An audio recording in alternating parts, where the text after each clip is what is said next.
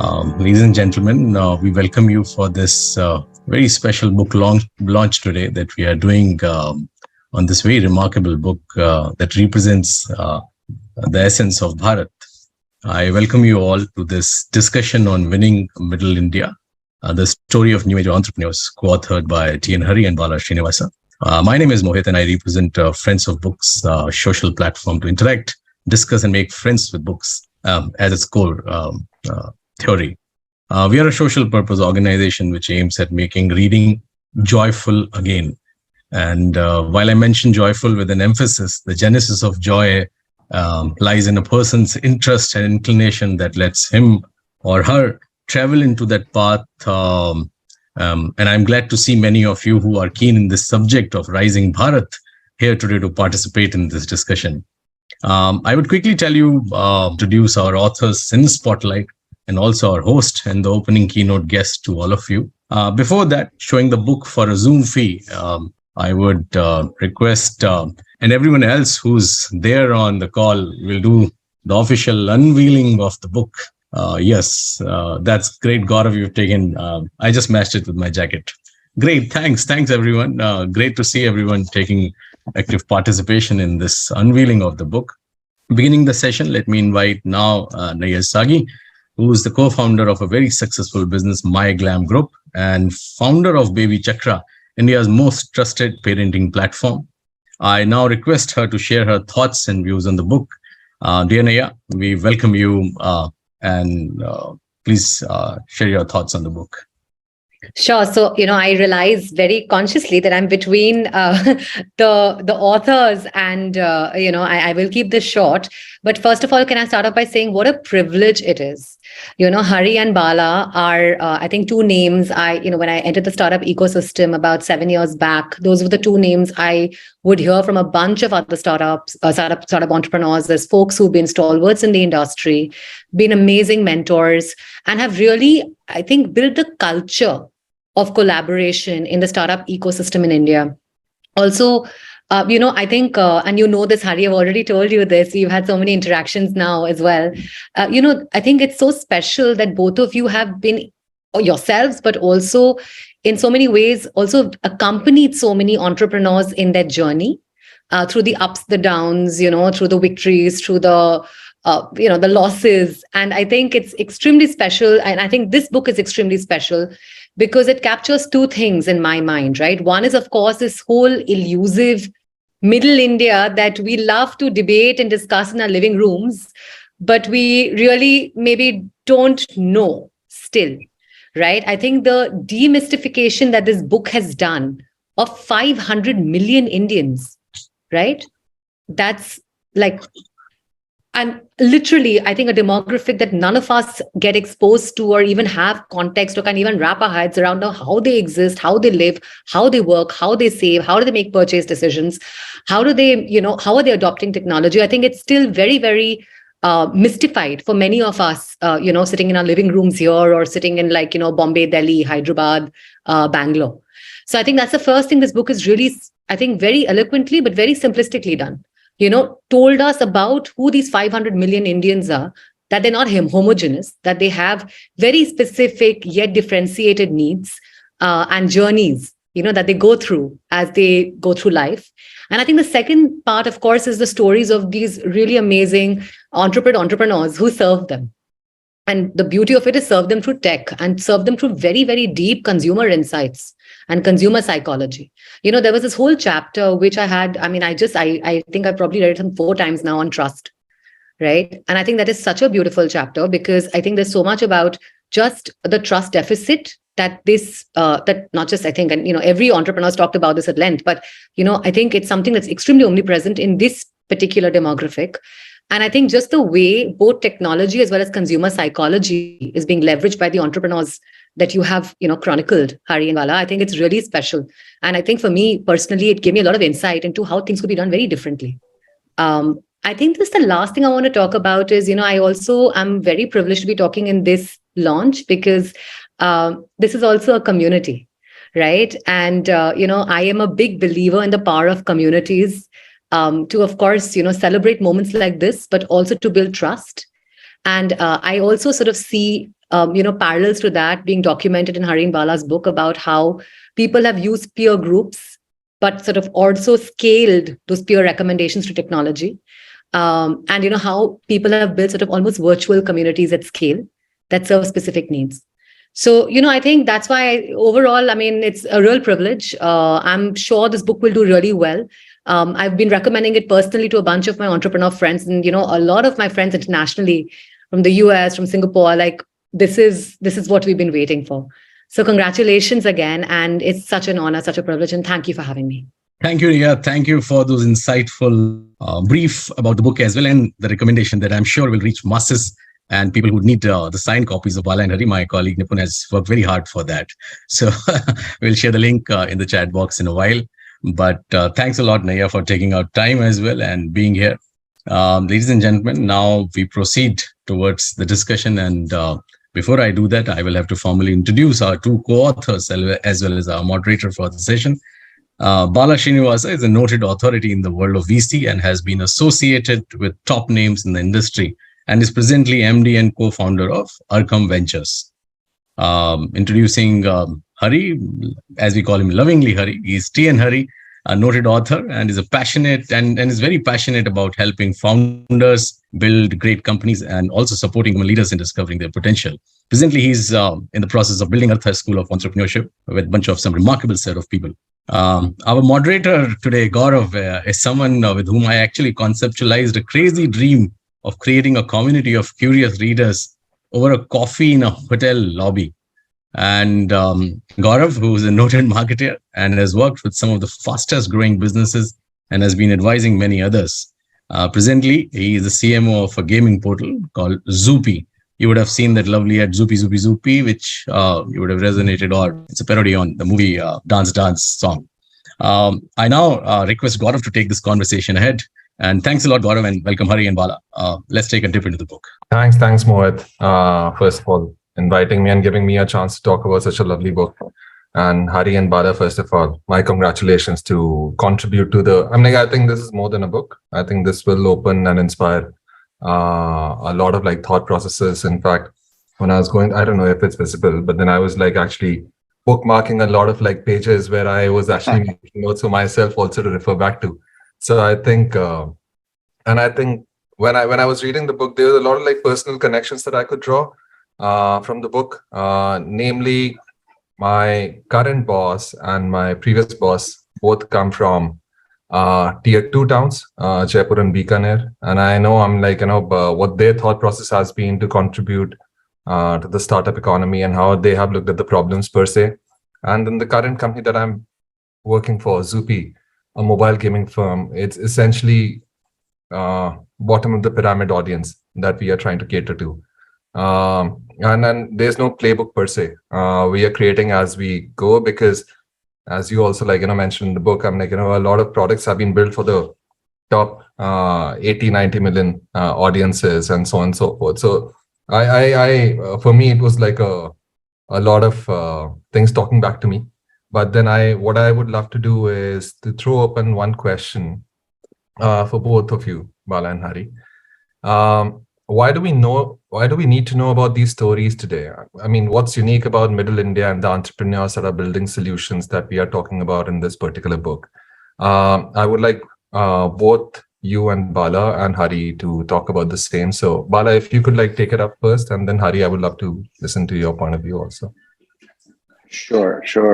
First of all, a very, very big thank you to all of you. I think, Mohit, Nipun, Gaurav, Naiyya, I mean, you guys have been very, very generous with your intro comments. But to answer the question about the book, Hari and I started talking about it, 2 years ago. And we've written a lot of that on why we did the book.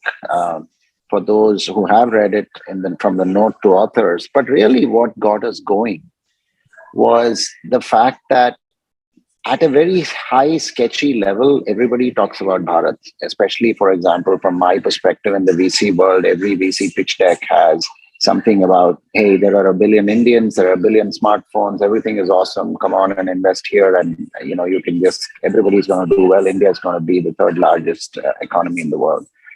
But the reality is we felt, most people don't understand middle India or the psyche of these 500 million consumers. And that psyche, at one level, when you look at the ads, is all about aspiration. Everybody aspires for a better living. But if you double click on that, it comes down to two things, which is, hey, I want a job to provide for my family, and I want better income that can allow me between the job and the income to aspire for all the things I aspire for. Right? But that is a very, very tall ask in India, where there are huge barriers to accomplishing this as an individual, one of those 500 million. And those barriers have historically been, very institutionalized, structural, sometimes political, sometimes regulatory, but most importantly, lack of people building products and solutions that fit the current state of affairs of these 500 million people. So the large companies, like we have written, often simply don't have the ability of cost structure or innovation to take some products to them. And last point, and I hand over to Hari, that really struck us is, there is this whole mental switch. We've talked to lots of entrepreneurs who come from middle India, but what are we really doing, right? And these entrepreneurs come into a big city. Their aspiration is to become like many of the people on this on the Zoom call, right? And you slowly start forgetting, what does it mean to actually go back and sell products and services to that core group? Because you come to a city, you may become a VC, you may become, a startup founder. You're now meeting global investors, or you're building products that have become a unicorn. But what we are really trying to demonstrate is, you need to understand the nitty-gritty on the ground situation today of these 500 million people, which is a massive, beautiful market. But you have to innovate for that, and you have to think differently, and you have to understand what are the changes in India. And if you do that, you have yourself a very, very large opportunity where you can make a difference in the lives of hundreds of millions of people. So that was the genesis. Thanks, Bala. Hari, I would love to listen to what you have to say. So I think, Gaurav, at one level, nothing particularly new about, India's middle class. It's been around for a while, the idea of huge middle class. But I think at some level, the celebrated middle class has also been a bit mythical. Ever since 1991 and economic reforms happened, this middle class began growing in numbers. And several, consumer companies from across the world set up shop in India, lured by the overall market size. But some level, they were also very disappointed because of the conservative consumption habits, as well as low per capita income of this group of people. And as Naiyya mentioned, this group is highly fragmented and schizophrenic in a manner of speaking as well, which is in terms of geographic distribution, languages, local issues, and all of these challenges, very, very fragmented. And, Rama Bijapurkar actually wrote a wonderful book sometime in 2005, 2006, titled We Are Like That Only. It was a wonderful book that provided, probably for the first time, some insights about this so-called middle India. I think ever since she wrote that book, some things have fundamentally changed. And in some ways, the headline is no longer "We Are Like That Only." And that headline, I think, has changed a bit, and it warrants a different set of perspectives altogether. So I think, complex problems always attract entrepreneurs. And India has had sufficient number of difficult and complex problems. But until about 5-6 years back, I think many of these problems almost seemed unsurmountable because of, complexity, excessive friction on the ground, several headwinds. And once, all these difficulties are around, most people tend to give up. But I think a few things have come together all of a sudden, both by a set of, smart strategic choices by the government and other individuals, as well as serendipity, I would put it. And some of these we've talked about in the book, which is about, a set of, the smartphone, low-cost smartphone access to internet connectivity, availability of capital, maturing of the overall ecosystem, coming together of Aadhaar and payments, inexpensive payments approach that the Indian government has taken, the way the internet itself has evolved in India, I think suddenly has made many of these problems seem very solvable and are continuously under assault now. So I think many great businesses will get built by solving the problems of these next 500 million Indians. And for the first time, I think there is hope as well as there is confidence that prosperity is within the reach of a good number of citizens of India. And that we are going to see that in our lifetime itself. So I think that was the inspiration also behind the book.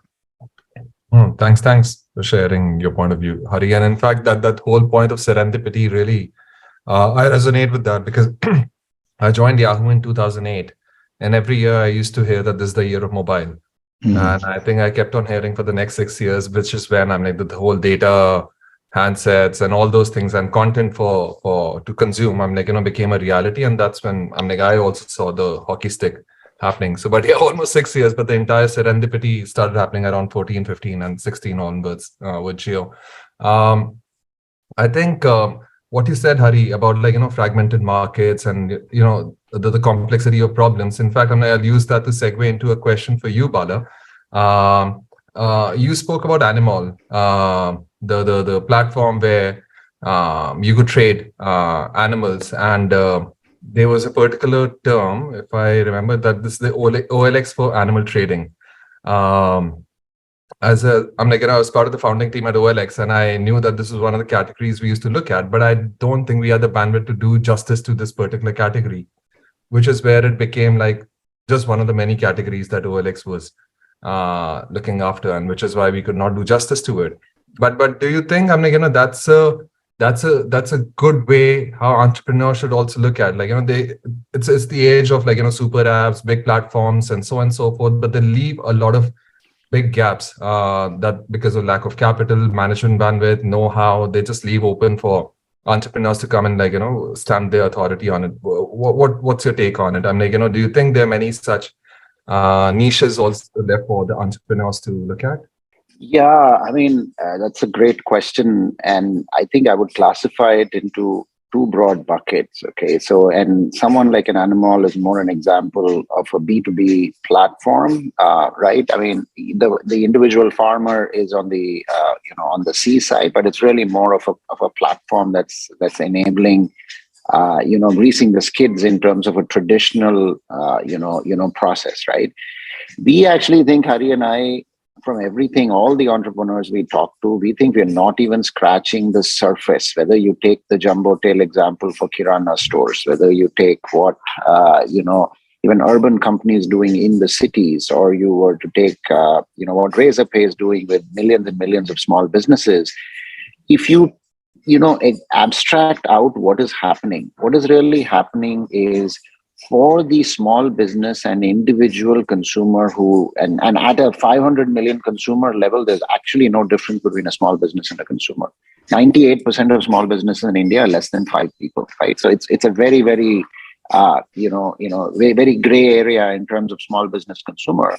But it is classic Clayton Christensen all over again, where you at the lowest price point, right, where you're talking about high frequency, low price. And we talk about this in the Middle India Framework chapter. And you're talking about trust, and you're talking about reducing risk. There are no current solutions for large companies, right? Because large companies have a cost structure that doesn't allow them to do it. So it's a blue ocean, whatever you want to call it. But you need to know how to go after it. And we can talk more about whether investors understand this or don't. But we really think in every major industry, and what we would say is, the areas to focus on would be, which is the biggest part of the wallet share for these 500 million people, right? Which is essentials. When we talk about jobs and when we talk about cash flow being the two biggest issues, financial services, how do I provide for my family? Healthcare, how do I make sure it doesn't wipe out my family income, right? How do I really get to work? How do I make my small business run, right? Which is localized services, so on and so forth. So we think about 5 or 6 sectors account for 80-90% of the wallet share of these 500 million Indians. And in each of those, in numerous examples we're given in the book, there are entrepreneurs who have figured out what are all these gaps. And that is where 80% of the purchasing power is, which is not being tapped today. And that is Hari's point about there is a real wave that is trying to solve for, we are like that only, 20 years later. So you spoke about creative destruction. Clayton Christensen also. I also wanted to understand when a new industry emerges, displacing the older way of doing business. Do you think it harms the incumbent revenue or the incumbent employment structures in India? Which obviously has an impact on Middle India, because I'll give you an example. This is what we saw at OLX. Once we obviously were inspired by Craigslist, but Craigslist was doing about $300 million revenue, but it displaced almost $2.8 billion of classified print revenue. What it did was that it also impacted the employment structures or the people who were in newspapers and so on and so forth. A lot of these business models that are coming in India, maybe animal, maybe the distribution and so on and so forth. Do you think it also displaces a large part of the incumbent revenue pool that the traditional industries enjoyed and the employment structures that they were generating? Because this is a much more. Gaurav, I'll take a very quick shot and hand it over to Hari also. See, at least our opinion is it is not a wallet share game today, where it's not as if when you offer these solutions, in some cases it is, but in those cases where you are taking money away from a large corporate today, it takes time for you to become larger and larger where they care, right? That is classic, Clayton Christensen, where they're not even aware, unless you happen to be Reliance Jio, where overnight you get 400 million users, right? But in most of these other cases, it's a brand new market that you are trying to solve, where there isn't an existing solution. But if you take someone like Local, which is offering micro level classifieds using the mobile phone, using content, generating trust, clearly they will take away revenue from the local newspaper, but they're doing so much more. So it's not a one-to-one in many ways for many of these markets. Hari? Yeah, so I think, Gaurav, creative destruction is as old as innovation and capitalism itself. In fact, it's the very essence of innovation and capitalism. I mean, you can go back to history, starting of the Industrial Revolution, when the spinning jenny, for example, was invented. One could argue that, it replaced hundreds, if not thousands of, handloom weavers. But then it brought down the cost of clothing to such a level that the whole world could afford to get clothed. And if you take the steam engine, I think it clearly displaced all those horse carriage businesses, but then it created made the whole world into a global village where people began working and taking up employment far away from their place of birth, and the whole world became one global village. So if you just look at any innovation and creativity, it has always tended to displace a certain set of existing businesses, but then ended up creating much more value. Did dynamite, for example, displace the need for labor? No, dynamite, I think, helped humanity create the Panama Canal, Suez Canal, helped build dams like the Bhakra Nangal, helped people aspire for so much more. And if you just look at the half-life of companies in America, for instance, is about 10 years, which means that 50% of all the companies that exist today no longer exist 10 years from now. Either they are sold or they are dead. So I think creative destruction is such an essential element of innovation. Even if you just look at the Sensex, so many companies that were part of the Sensex are no longer part of the Sensex. And this creative destruction has also, found shape in the form of an S-curve, which everybody talks about, which is a very early stage innovation where, until you get a great product market fit, everything moves a little slowly. But once you hit that perfect product market hit, everything begins to scale very rapidly. You build an amazing business, but then after a particular point of time, when you grow really large, you lose that ability to innovate, and probably you are displaced by, a startup that begins at a dorm room in NIT, MIT, or IIT. And that's the way life itself is. Even in evolution, you see that. So I think creative destruction over the long run, I think while it may displace a few existing companies and may result in some people being laid off, overall, I think technology has been the biggest job creation engines in the history of mankind. And overall, it's the very essence of innovation. No, absolutely. In fact, I think that clarion call did stand out. With each and every technology innovation curves that humans have induced in the ecosystem, their mental bandwidth has been free to do bigger and better things, whereas some of the things that they could not do earlier were taken up by the technology and innovation. And on that point, Hari, I'm maybe this is a question that's coming. I'm not just from the book, but also from my own personal experiences of being in startup for the past 10 years. There's always this thing, let's get growth. Let's scale it fast, and so on and so forth. but in the book, you and Bala we also speak about minimum viable product. MVP approach of doing of really looking at a problem and then going in a market, in a test market with a minimum viable product, and once it kind of sticks, and then taking it big. I've somehow struggle with these two philosophies at various points of my career also, MVP versus scale up or growth at any cost and all. What's your take on these philosophies, especially for middle India, where the audience is not concentrated, where the wallet shares are more towards the functional areas, and even the disposable income is under a little bit of stress. So what would you take about? So I think the idea of a minimum viable product is essential both in building a sustainable business or building a business the very traditional way, or in building a business the typical winner take all kind of an approach, which is explosive growth, burning a lot of capital, acquiring market share, land grabbing. So both these approaches need, I think, an MVP is essential for both. But the difference, I would say, is that really depends upon the type of business, the business model, and the founder mindset.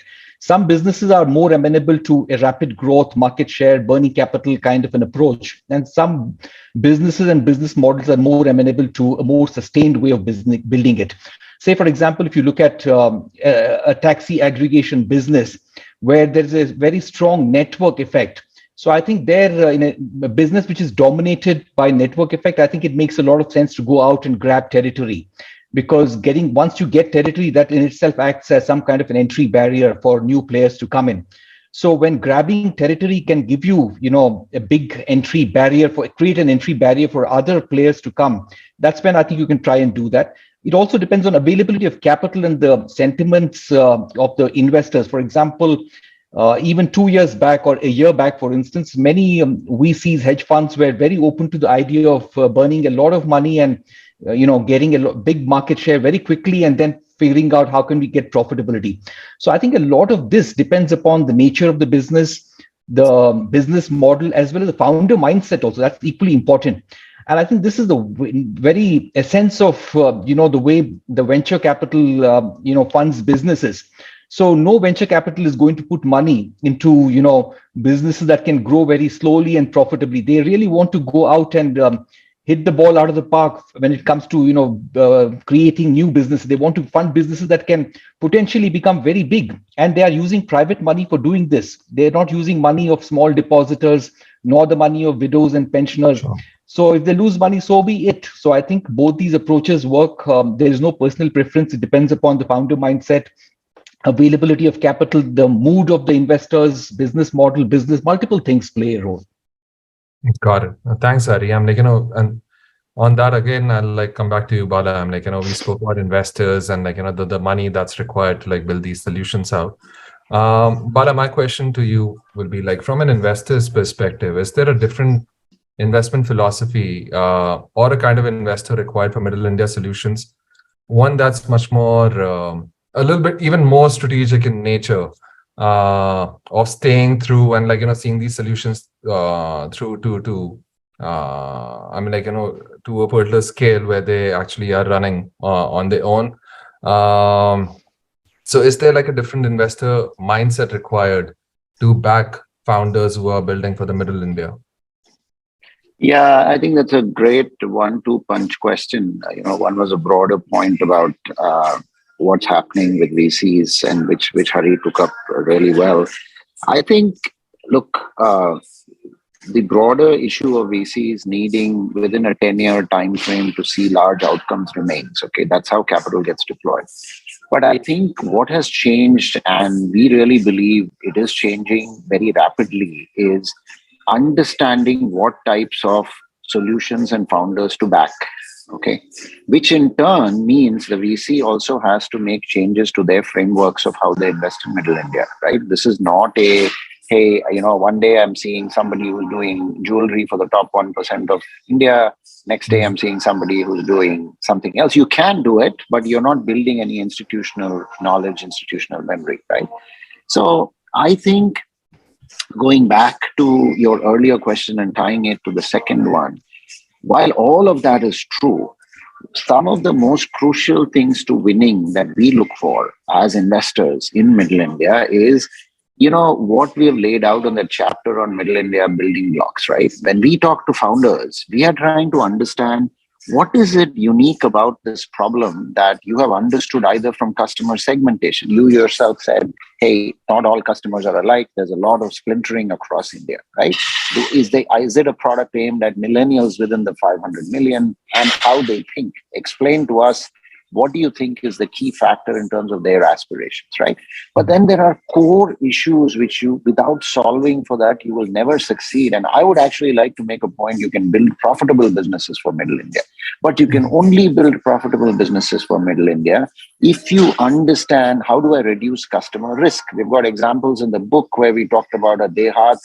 Today, they've hit 1.2 million farmers, but it took them 3 years to figure out that we are really trying to, chase the wrong problem and the wrong solution with the wrong solution, because even though we're giving the farmer a better product, they're more worried about the risk of something going wrong with in terms of their current incomes. That's a very unique insight. If you don't understand that, you're going to build something that you're selling in the metros and, force feed that and figure out 4 years later it doesn't work.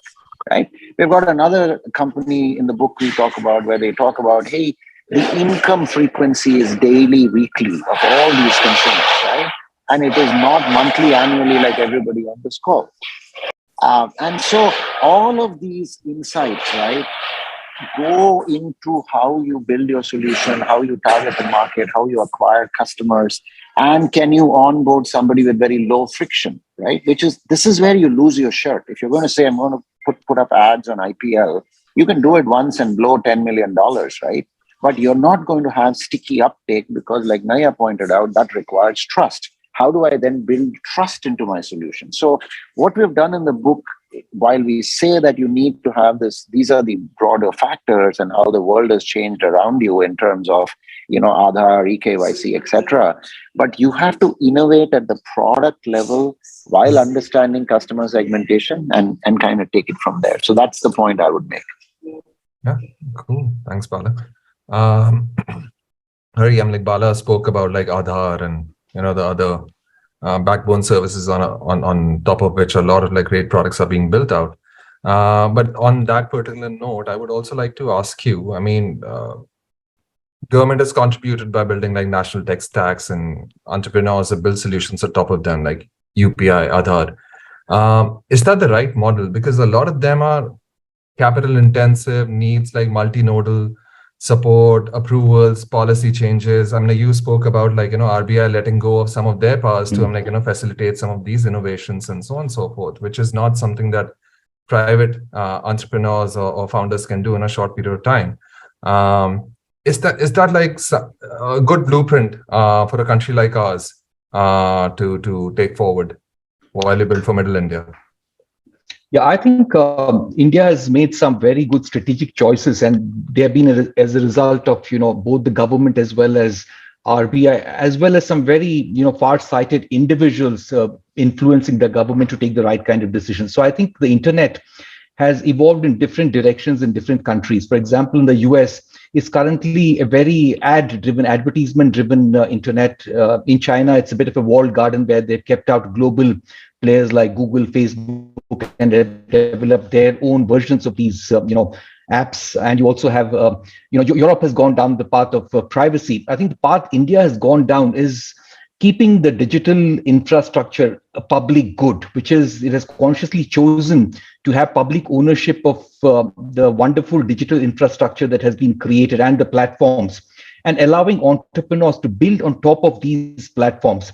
So I think those choices have been very good, as a result of which India's internet is a lot about facilitating small value transactions. So we are not an advertisement driven internet. We are an internet which is, enabling small transactions to take place. And these small transactions are facilitating, businesses that originally at some point of time were uneconomical to set up, as a result of which today I think they're fairly economical to set up. So I think, sometime in 2008, Nandan Nilekani wrote this book, Imagining India, Ideas for the New Century. That was a wonderful book where he talked about, leveraging technology for solving many of India's wicked problems. And Nandan had been speaking about many of these things much before he wrote that book at several forums. And he's not just a very intelligent person, but also, I would say, extremely persuasive and a very strong marketeer, as a result of which he was able to get the government of India to launch the biggest social project on this planet, which is Aadhaar. And once Aadhaar took shape, it facilitated many other things. For example, the National Payments Corporation of India, it is a not-for-profit organization set up by RBI, owned by, consortium of about 25 odd banks. It's come up with many products, but the UPI is something which is everyone knows it for. It's autonomously run. RBI just provides some degree of oversight and policy, but day-to-day decision-making has been delegated to this not-for-profit entity called NPCI. So some of the decisions that the government of India took along with RBI were very far-reaching and very strategic, and has driven the direction of India's internet, as well as ability to innovate for the next 500 million Indians. It has made technology accessible to several entrepreneurs. Every society needs to take a call. What goods will be private, for which the charges will be minimum for users, and what goods and services should be entirely built by private companies. For example, at some point of time, the physical highway, that were built in India were all entirely owned by the government, built by the government, and nobody had to pay. Probably did not work out as well as it should have, and the government made a change to that, and now a lot of the highways are, toll highways. You need to pay a toll. But my own sense is that the entire approach of getting the public, the digital infrastructure and platforms owned by the government and being virtually available, to other private companies to build products and services on top of that, was an amazing one for India. Absolutely. And on that particular point also, Hari and Bala, so apart from the power of internet bringing the entire India as one marketplace, where distribution as a problem was solved, and the fact that builders, the founders could build solutions on top of the tech stacks that the government had built out, I found another common point running across the book that is a big factor in the founders being able to build for Middle India, and something that you spoke about was information asymmetry. That how a lot of these solutions are at the very core of their foundation, bringing the right information to the right people with minimal interference and minimal dilution. What do you have to say about that principle? How does that play for anyone who's listening today? What does information asymmetry mean, and why is it such a big principle in the book also, and in our daily startup life also?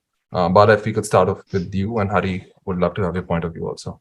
Yeah, I think, the broader point, information asymmetry, if you look at the classic definition, is you really have one party that controls most of the information around a certain transaction or a certain business flow, that allows them to, for example, I would actually argue in a convoluted way, Uber is not necessarily, Uber is information asymmetry. Uber as a platform actually controls a lot more than they should. And that's a counterintuitive way of thinking about it, right? But if you think about what is happening in India, though, right, for these 500 million people, there is no access to basic information, like, what's in the early chapters, price of food grains. There is no access into how do I really, understand how many people are interested in an ad at a local level, unless you want to be with Google AdWords or Facebook AdWords, which makes no sense for your local region, right? Or if you're a Kirana store owner, there isn't any information regarding what is the logistics cost if I were to unbundle my logistics from my procurement, because everything is being provided by my distributor. So what technology platforms on top of public rails are doing essentially is almost eliminating the cost of visibility of information and hoping that with that, you will find value in transacting through them. Okay. So what India really is, right? I mean, to Hari's point, if you really look at UPI, right? Earlier we talked about this framework, which was all about, hey, high frequency, low price point, right? If you look at the average charges on UPI, they're 10 rupees, 15 rupees. You look at our tollways, you look at eKYC. What is eKYC? All of these platforms with innovation are reducing three things that businesses traditionally couldn't tackle. That is, what is my cost to acquire a customer? What is my cost to retain the customer by providing better services? And how do I reduce my risk of that transaction? Until this technology change in India, until 5 years ago, you could not do this at scale. And that is really what is happening today. And along the way, information asymmetry is getting eliminated. So, all the examples in the book, whether it is, people like a Dehat, people like a Crazy Bee. What is Crazy Bee doing? They're removing information asymmetry from the local money lender, right? Yeah. What is a Jumbo Tail doing? They're removing it from the distributor. So you're going to see more and more of that. But in India, I don't think you can build businesses on content and ads. You have to build on transactions. And then you have to understand how can you make money on small transactions, which requires product design and customer understanding. Just to add to that, asymmetry of any kind, I think, especially information asymmetry results in clubs and cliques and monopolies. Yeah. And if you just go back, to the times of Dhirubhai Ambani, prior to that, the entire stock market was the private club of few well-off individuals.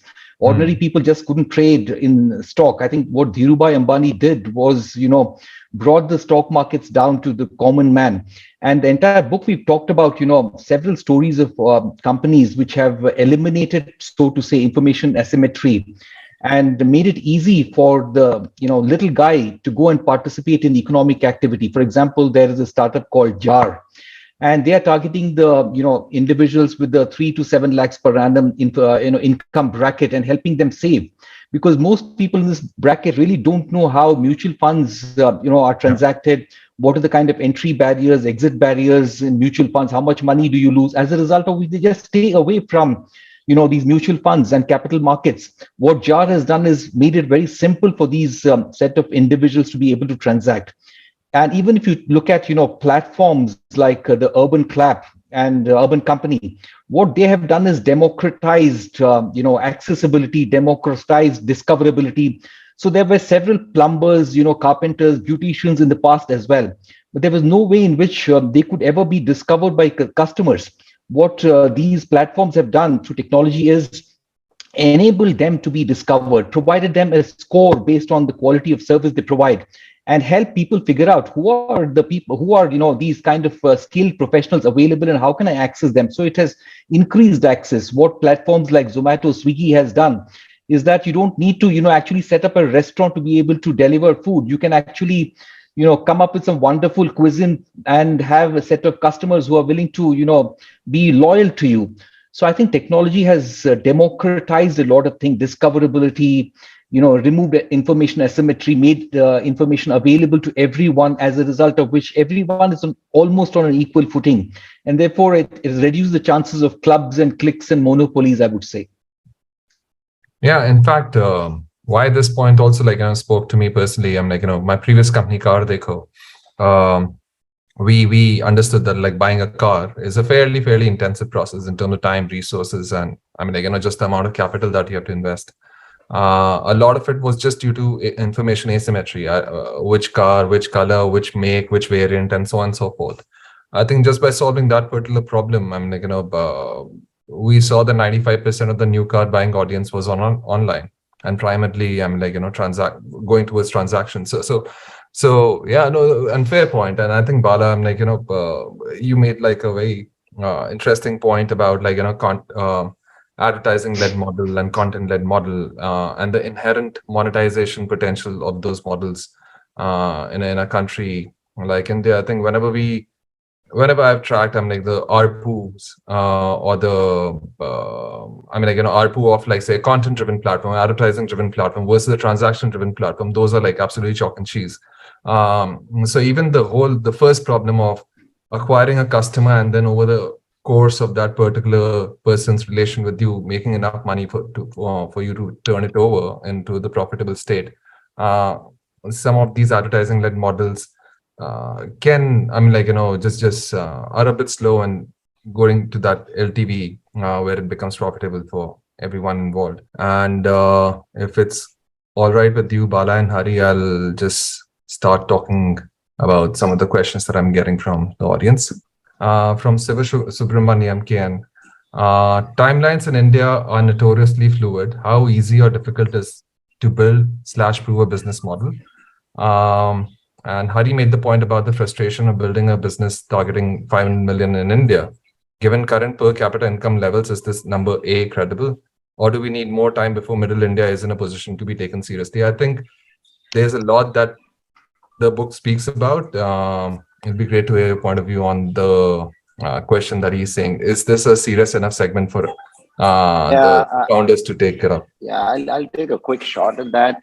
I think, look, what we talk about in the book, a lot of it is what we have tried to do is stitch together real life examples around a platform of change in India. Okay. If you look at all the examples in the book, there are probably at least 15 examples across sectors in detail where these founders have been able to figure out how do we really build large businesses that scale quite rapidly while servicing the middle India consumer with full cognition of the fact that your outputs are going to be small, right? With full cognition of the fact that if I'm going to be profitable, I have to acquire and retain, while understanding that I have to factor in the risk of what the customer views as the problem. I have to build trust, etc. So I think it's a mindset and product design problem and customer understanding problem on building and using that to innovate on top of digital trade. So I have no doubt in my mind, right? You can build very large businesses, and all these examples, Jar hitting 10 million users in, say, 18 months, right? Crazy Bee's got 6 million users. Crazy Bee, by the way, is a very profitable company. They're doing 20% EBITDA, right? And in 5 years ago, they couldn't have existed. They do about 1 million loans a month, right? And these are profitable examples, but each of these, if you listen to Madhu of Crazy Bee, he talks about, hey, whenever we experiment with a product, we first try to figure out, can we make money, right? At a unit level. And then we try to scale it, which is very different from 10 years ago where people would say, let's just go acquire customers and figure it out later, right? And if you listen to, Harshil at Razor, he had a very unique quote, right? He said, India is the only country where I think the same company that sells salt also sells cars. Yeah. He's talking about Tata, right? But his point is broader. His point is the way I succeed as a business and the way I think as a founder is that my entry product, once I build trust, I can sell them multiple products, right? And I will sell it to them profitably. So founders are changing, mindset is changing, business plans are changing. And that's the biggest difference because there's no question the markets are enormous. I just want to quickly add to this. So I think, founders who have deep consumer insights about middle India are not entirely new. It's not a completely new phenomenon. So you had, this company called Cavan Care, which was set up by a guy called Chinni Krishnan based out of Cuddalore.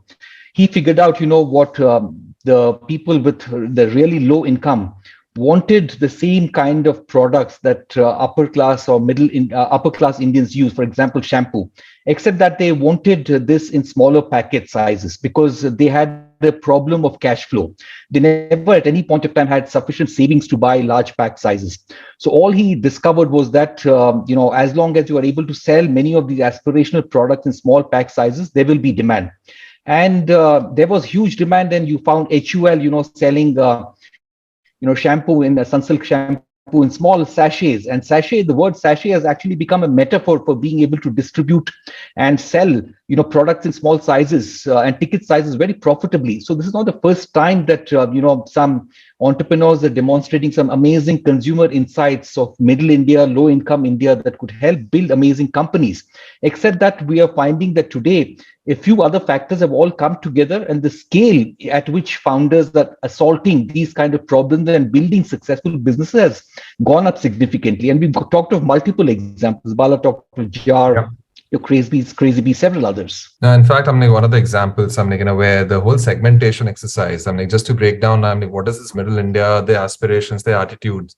I think it's displayed very. I think urban company. I'm like, they had a point of view on how to actually look at the attitudes also of seemingly similar audiences. So I think that also will help in understanding this 500 million a little bit better. We'll take one last question, then I'll be handing it to Samina. This question is from Ashay. His question is getting unorganized players under organized sector through technology the low-hanging fruit for creating disruption and value? Hari? Yes, I think undoubtedly, technology helping unorganized players, micro entrepreneurs become a little more organized. I think that's clearly low-hanging fruit. The point we've also made in the book is that, the economic activities like traffic on a highway or on a road, from time to time, there are these roadblocks, and all that you need is to remove some of these roadblocks and bring the traffic back to normal conditions. Mm-hmm. And to my mind, using technology to help many of these micro entrepreneurs become organized is really industrializing the idea of micro entrepreneurs. Just look at what Urban Company has done, right?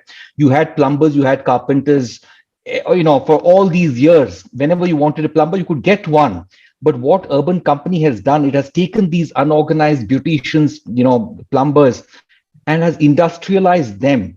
So the whole process of many of these skills and activities has been industrialized. So clearly it's a low-hanging fruit, and many of these platforms are addressing precisely this low-hanging fruit. Perfect. No, thank you. Thank you, Hari and Bala, for answering all these questions. My curiosities, I think I had a lovely time. And I think this book is a must read for anybody who's looking at India, the founder ecosystem, or even thinking of starting off themselves. So thank you for adding to the discourse. I think it's very, very interesting and informative. So I would like to thank you for... Sure. Thanks, Gaurav. I'll just take a minute to bring in Samina before she joins in between her many meetings that she keeps jumping in. And certainly what Bala and Hari mentioned about the asymmetry of information, at least on the lowest of the strata in this book, while I was reading that table, which clearly demarcates in terms of the income levels. Samina in Uttar Pradesh does something very, very amazing, and her story has been very well covered by both the authors. I would now request Samina to get on the call and also present and deliver her valedictory note. Samina, over to you now. Thank you so much, Mohitji. Thank you very much. And it's such an honor to be here. Hari and Bala, I'm so grateful to be part of this program. And this is the book. This is something I received just a couple of days ago. And this is awesome. I've already read 3/4 of the book already. This is one book which should be prescribed in B schools. This is so good, so contemporary. And Hari is one author I've read, this is my 5th book of Hari that I've been reading these days. One of the most astute author with a strong acumen for scale. This is one of the wonderful books that he has written. And Bala, this is the first book I'm reading yours. This is so amazing. And I'm so honored to be part of this book. One of the chapters has covered our story. In the book is the 9th chapter, the bees and what is it called? Earthworms of the economy. Earthworms, the bees and earthworms of the country. So it's such an honor. Thank you so much, Hari. Thank you very much. It's such an honor to be part of this book. And I would recommend it for everyone, entrepreneurs, new entrepreneurs, people who are already been running their organization for several years. It's a wonderful book. And I think Hari has been like a mentor to me, and the kind of advice I receive from him I'm so grateful that I get all those free advices from him on scaling, how to scale, how to manage people, and how to strategize, how to think scale. And this is really amazing. And this is one book which you should really read. And I would really recommend every author, everybody who is attending this program, this session, to buy this book and go and read it. Hari, thank you so much. And Bala for writing a wonderful book like this. Thank you so much. Thank you, Samina. Thank you for taking out time as well and out of your busy schedule. With this, as I had promised, we start on time, we end on time. It's just 2 minutes. It gives you time to prepare your Maggi noodles. That's possibly applied to all the levels or all the stratas that Hari and Bala have mentioned. But heartfelt gratitude to Naiyya for being here on time and for being throughout the session.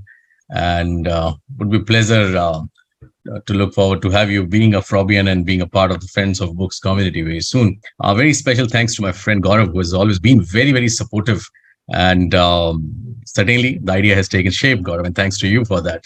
To Bala and Hari for agreeing to make us a part of this book. And to my dear colleague Nipun, who just fell in love, not only with the idea, but with both the authors after meeting him. And it's certainly a privilege to be part of this book launch. And to everyone, to all the 5 dozen people who were always there throughout the session. I guess, as Samina also mentioned, this is a remarkable book, like all other books that Hari has co-authored. And there is something that Hari partners so rightly, and that's something to learn from Hari. So with this, and to my colleague Ridhima, and to everyone who could join in this call, thanks a lot for making this happen. With this, we come to the end towards the session. Anything that Bala, Hari, you would like to say as parting thoughts, anything that you would like to mention, please? I just like to say a very big thank you. I think it's very hard to get a platform like this with so much context. Gaurav, from you, from Naiyya, from Mohit, from all of you, and really appreciate it, because just the questions help us reconstruct what we were thinking when we were writing the book, and that's not easy to do. So I think all the comments have been and questions have been great, and the format's been amazing. So just want to say a very big thank you from my side and our side. Yeah. Truly our pleasure, Bala. Thank you. Hari, anything that you would like to say? No, thank you to everyone. Thanks to Naiyya, Samina, yourself, Gaurav, and everyone who's there. Absolutely amazing. Thank you so much. Thanks to everyone. I think it's time to log off. Sharp 8. It's time to have our dinners. Thank you, everyone. Thank you very much. Namaskar. Thank you.